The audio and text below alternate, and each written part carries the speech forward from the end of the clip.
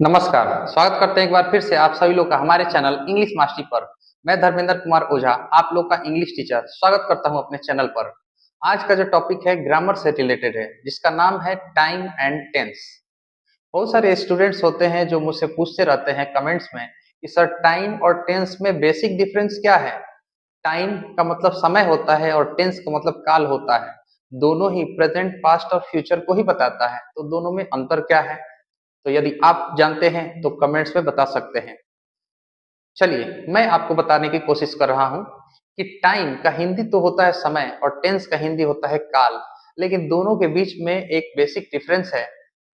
Basic difference क्या है कि प्राचीनतम समय से भी लोग टाइम के बारे में जान रहे हैं, और जो टेंस होता है वो इंसिडेंट्स को यानी घटनाओं को बताता है कि कौन सा घटना किस टाइमिंग में घट चुका है। जो होता है एक नॉन ग्रामेटिकल कॉन्सेप्ट है, यानी यह किसी व्याकरण के रूल को, ग्रामर के रूल्स को फॉलो नहीं करता है, जबकि टेंस क्या है, एक ग्रामेटिकल टर्म है जो रूल्स को फॉलो करता है। तो इसी तरह के डाउट्स को क्लियर करेंगे आज इस वीडियो में। बने रहे हमारे साथ और अपने डाउट्स को क्लियर करें। तो चलिए ज्यादा देर न करते हुए इस वीडियो को शुरू करते हैं।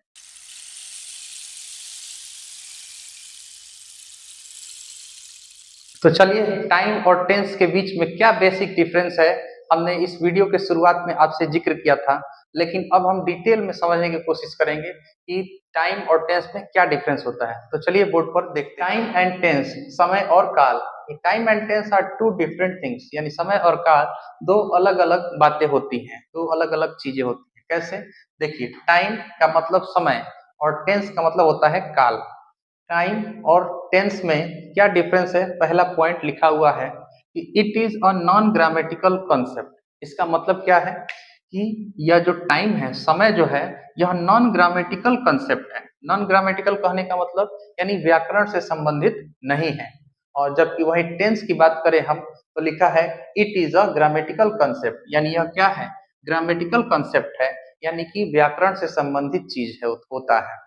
और व्याकरण से संबंधित चीज होने का मतलब क्या है? ये इसमें रूल्स एंड रेगुलेशंस होते हैं और इसमें रूल्स और रेगुलेशंस नहीं होंगे, यानी व्याकरण के अनुसार रूल रेगुलेशन इसमें नहीं होगा, इसमें होगा। चलिए दूसरा पॉइंट है, it was considered from when humans did not know any language. इसका मतलब क्या है? यह माना जाता है तब से जब से इंसान किसी भी भाषा को जानना शुरू किया, यानी कोई भी लैंग्वेज जानना जब से शुरू किया इंसान ने, तब से पहले से यह टाइम चला आ रहा है। यानी कोई भाषा जब से निजात हुआ उससे पहले का बात टाइम है। यानी प्राचीनतम समय से, इंसान के धरती पर होने ना होने से मतलब नहीं है, ये समय उससे पहले से चला आ रहा है। और टेंस की बात जब हम लोग करते हैं तो लिखा है it is started when humans started knowing any language. इसका मतलब कि टेंस कब से शुरू हुआ है, काल कब से शुरू हुआ है, कि जब से ह्यूमंस ने, इंसानों ने कोई भी भाषा, कोई भी लैंग्वेज जानना शुरू किया है, स्टार्ट किया है। यानी किसी भी इंसान ने अगर कोई भाषा बोलना शुरू किया, तब से यह टेंस को एक्सप्रेस किया जाने लगा, यानी व्यक्त किया जाने लगा। अब अगला पॉइंट है, लिखा है कि it is categorise as present time, past time and future time. इसका मतलब क्या हुआ? यानी इसको बांटा गया है किसने भागों में? तीन भागों में, present time, past time and future time. इसका मतलब कि वर्तमान समय, बीता हुआ समय और भविष्य का समय। और वहीं जब हम टेंस की बात करते हैं तो यहाँ क्या लिखा हुआ है, देखिए, लिखा it is categorise as present tense, past tense and future tense. इसका मतलब कि टेंस को भी तीन भागों में ही बांटा गया है, यानी वर्तमान काल, भूतकाल और भविष्यत काल, यानी यह तीन काल में बांटा गया है। अब आता है अगला point, it is followed as the same in all languages. इसका मतलब क्या हुआ कि टाइम का जो कंसेप्ट है वह सभी भाषाओं में सेम ही होता है, अलग अलग नहीं होता है। यानी भारत के लोग जब टाइमिंग के बारे में बात करेंगे, वैसे अमेरिका के लोग भी बात करेंगे उसी टाइम के बारे में, ब्रिटेन के लोग भी बात वही करेंगे, या दुनिया के कोई भी कंट्री, डेवलप्ड हो अनडेवलप्ड हो, टाइम के बारे में सेम तरीके से ही अपना कंसेप्ट बताते हैं। टेंस की जब हम बात करते हैं तो टेंस क्या है, ग्रामर के अकॉर्डिंग चलता है और यह किसी भाषा से संबंधित है। इसी वजह से जो तीन प्रकार का टेंस दिया है, प्रेजेंट टेंस, पास्ट टेंस और फ्यूचर टेंस, यह किसी भी टेंस को अगर एक्सप्रेस किया जाए तो क्योंकि यह लैंग्वेज से संबंधित है, तो दुनिया में अलग अलग तरह के भाषाएं हैं, तो सभी भाषाओं में इसका कंसेप्ट डिफरेंट होता है, यानी कि अलग अलग होता है। यानी जैसे हम लोग हिंदी में बात कर रहे हैं, तो हिंदी में जिस तरीके से प्रेजेंट पास्ट फ्यूचर को हम एक्सप्रेस करेंगे, इंग्लिश में वही चीज अलग तरीके से बोलने का तरीका होगा। और अदर लैंग्वेजेस में भी डिफरेंट तरीके से बोलेंगे, जैसे बंगाली में, उड़िया में अलग तरीके से एक्सप्रेस करेंगे। तो अलग अलग लैंग्वेज है और अलग अलग व्याकरण के नियम है, ग्रामर के नियम है, इसलिए हम लोग इन तीनों ही इंसिडेंट्स को, तीनों ही घटनाओं को अलग अलग तरह से एक्सप्रेस करें। एक और एग्जाम्पल से हम लोग देखने की कोशिश करते हैं कि कैसे टाइम और टेंस अलग अलग होते हैं। तो चलिए एक एग्जाम्पल से भी देख लेते हैं कि टाइम और टेंस में क्या बेसिक डिफरेंस होता है। तो एग्जाम्पल देखने के लिए बोर्ड पर ध्यान दीजिए। लिखा है टाइम और टेंस। इसका एक एग्जाम्पल है, टाइम में हमने लिखा हुआ है I am buying a car next year, यानी कि मैं एक कार जो है अगले साल खरीद रहा हूं, यानी कि मैं एक कार यानी एक गाड़ी अगले साल खरीद रहा हूं। वही इसी सेंटेंस को हम टेंस में अगर देख रहे हैं, तो मैंने यहाँ पर लिखा है I will by a car next year, यानी यहाँ will by a car next year लिखा है, यानी कि मैं एक कार, एक गाड़ी अगले साल खरीदूंगा। यहाँ पर हमने लिखा कि मैं अगले साल एक गाड़ी खरीद रहा हूँ, और यहाँ पर मैंने लिखा मैं अगले साल एक गाड़ी खरीदूंगा। ये दोनों ही सेंटेंस में क्या डिफरेंस देख रहे हैं आप? The sentence is in present tense but refers to future time. इसका मतलब यहाँ जो सेंटेंस का स्ट्रक्चर देख रहे हैं आप, ये जो इज एम आर का प्रयोग किया गया है, जो कि प्रेजेंट टेंस में इस्तेमाल होता है, लेकिन इसका जो रिलेशन है नेक्स्ट ईयर लिखा है। नेक्स्ट ईयर यानी कि भविष्य में अगले साल के बारे में बात किया जा रहा है, ये इस साल की बात नहीं की जा रही है।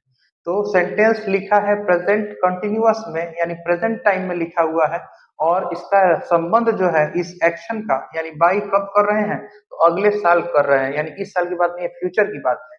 जबकि टेंस में हमने लिखा है I will by a car next year, यानी कि मैं एक गाड़ी, एक कार कब खरीदूंगा, तो अगले साल की बात की जा रही है। तो यहाँ पर जो सेंटेंस का स्ट्रक्चर है I will by, shell will लगता है फ्यूचर टाइम में, तो यहाँ अगले साल की बात है, तो फ्यूचर का ही स्ट्रक्चर फॉलो हुआ है। तो इससे यहाँ पर एक बात लिखा है the sentence is in future tense, यानी यह जो वाक्य है यह फ्यूचर टेंस में ही है, यानी फ्यूचर टेंस का स्ट्रक्चर को फॉलो किया गया है। तो आप यहाँ ध्यान दे रहे हैं कि टाइम में हमने स्ट्रक्चर लगाया प्रेजेंट इंडिफिनिट का, लेकिन रिलेशन उसका किससे हो गया? फ्यूचर से हो गया। तो इसलिए यहाँ पर दो बातें जानने को मिलती हैं कि so present tense only refers present time and not future time. इसका मतलब क्या है कि जो हमारा प्रेजेंट टेंस होता है, यानी वर्तमान काल जो होता है, वह मात्र प्रेजेंट टाइम को ही डिनोट करता है, नॉट फ्यूचर टाइम, यानी कि भविष्य के समय को डिनोट नहीं करता है। कौन? टेंस की बात कर रहे हैं। यानी कि जब टेंस में आप आएंगे, तो जिस टेंस को लेंगे, प्रेजेंट टेंस को लेंगे तो प्रेजेंट टाइम का बोध होना चाहिए, अगर पास्ट टाइम का लेंगे तो पास्ट टाइम का बोध होगा, और फ्यूचर टेंस को लेंगे तो फ्यूचर टाइम का ही बोध होगा। लेकिन यहाँ प्रेजेंट टेंस में अगर हम फ्यूचर टाइम डालते हैं तो ये गलत चीज है ग्रामेटिकली। तो इस प्रकार टाइम और टेंस जो है टू डिफरेंट थिंग्स है, दो अलग अलग चीजें होती है, दोनों सेम नहीं होता है। यह रूल्स को फॉलो नहीं करता है, यह रूल्स को फॉलो करता है। तो उम्मीद करते हैं आप सभी लोग को टाइम एंड टेंस से जो भी डाउट्स था वो क्लियर हो चुका होगा। इसके बेसिक डिफरेंसेस को मैंने आपको समझा दिया। अब हम लोग बात करेंगे प्रेजेंट टेंस, पास्ट टेंस और फ्यूचर टेंस के उन रूल्स को जिसकी वजह से हम टाइम और टेंस के डिफरेंसेस को समझेंगे। तो आने वाले वीडियोस जो होंगे इन्हीं पर बेस्ड होंगे, यानी प्रेजेंट टेंस का एक सेपरेट वीडियो आएगा, पास्ट टेंस का एक सेपरेट वीडियो होगा, और फ्यूचर टेंस का एक सेपरेट वीडियो होगा, जिससे आपको टाइम और टेंस को समझ में और ज्यादा क्लैरिटी। आने वाले वीडियोस के लिए वेट करें, और मैं आपको प्रॉमिस करता हूं कि आपका जो भी डाउट्स होगा ग्रामर से रिलेटेड और लिटरेचर से रिलेटेड, वो आपका डाउट्स अब आगे भविष्य में कभी नहीं होगा। तो आपको इधर उधर भटकने की यूट्यूब पर कोई जरूरत नहीं है। आप इस चैनल पर बने रहे हमारे साथ, और सारा डाउट्स आपका क्लियर कराएंगे। जो भी स्टेट बोर्ड्स के स्टूडेंट्स हों या कॉम्पिटिटिव एग्जाम्स के रिलेटेड स्टूडेंट्स हो, आप सभी के लिए यह चैनल बहुत ही ज्यादा बेनिफिशियल है। तो इस चैनल को आप लाइक करें, सब्सक्राइब करें और कमेंट करना ना भूलें, और अपने दोस्तों के साथ शेयर जरूर करें ताकि उन्हें भी और ज्यादा फायदा मिल सके। तो वेट करिए नेक्स्ट वीडियो के लिए, तब तक के लिए थैंक यू फॉर वॉचिंग।